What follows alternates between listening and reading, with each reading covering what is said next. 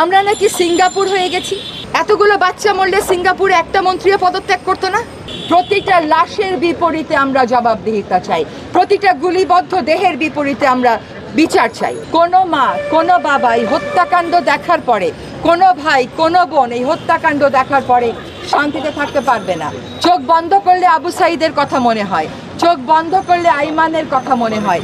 একটা সামরিক সাজোয়া যান থেকে একটা শরীর, একটা জীবন্ত শরীরকে রাস্তায় ফেলে দেওয়া হলো। সে জীবিত ছিল, তাকে ডাক্তারের কাছে নিয়ে যাওয়া হলো না। এই দেশে আমরা শুনলাম গুলিবিদ্ধ অনেকে হাসপাতাল থেকে হাসপাতাল ছুটেছে, তারা আন্দোলনকারী বলে তাদের চিকিৎসা হয় নাই। ধিক্কার জানাই এই চিকিৎসা ব্যবস্থাকে, ধিক্কার জানাই এই বিচার ব্যবস্থাকে, যা আজ পর্যন্ত ন্যায়ের পথে, এই বাচ্চাগুলোর জীবনের অধিকারের পথে কোনো রকম ভূমিকা রাখেনি। প্রতিটা লাশের বিপরীতে আমরা জবাবদিহিতা চাই, প্রতিটা গুলিবদ্ধ দেহের বিপরীতে আমরা বিচার চাই। আমরা জবাবদিহিতা নিশ্চিত করে তবেই আমরা রাজপথ ছাড়ব। এই ছাত্রলীগ, ছাত্রদল, এই অস্ত্রধারী ছাত্র সংগঠনগুলো কাদের সৃষ্টি? সেই নষ্ট রাজনীতি আমরা বন্ধ চাই। আমরা অবশ্যই রাজনীতি সচেতন ছাত্র সমাজ চাই, কিন্তু যেই রাজনীতির নামে হল দখল করা হয়, রাতে আলো নিভিয়ে দিয়ে আইন শৃঙ্খলা রক্ষাকারী বাহিনীকে দিয়ে ছাত্রলীগের সমর্থনে গুলি করা হয়, আমরা সেই ছাত্র রাজনীতি কোনোভাবেই চাই না।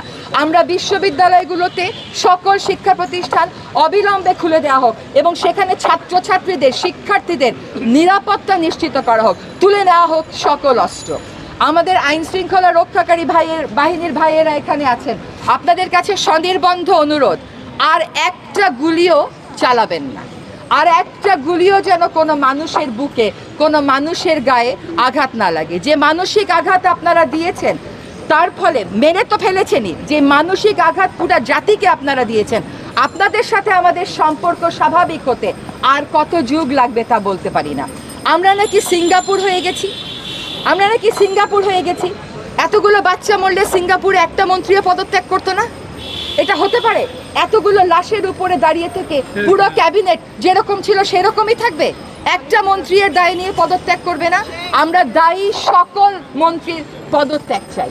এই যে যারা হত্যাকাণ্ডের শিকার হয়েছেন, যারা আহত হয়েছেন হাজারে হাজার, যাদের বিরুদ্ধে মিথ্যা মামলা দিয়ে হাজার হাজার মানুষকে গত 3 দিনে বিভিন্নভাবে রাষ্ট্রীয় কারাগারগুলোতে নিয়ে যাওয়া হয়েছে, এদের প্রত্যেকটি পরিসংখ্যান, প্রত্যেকটি তথ্য আমাদের কাছে থাকতে হবে। তারা শুধু বলছেন রাষ্ট্রীয় সম্পদ ধ্বংসের কথা।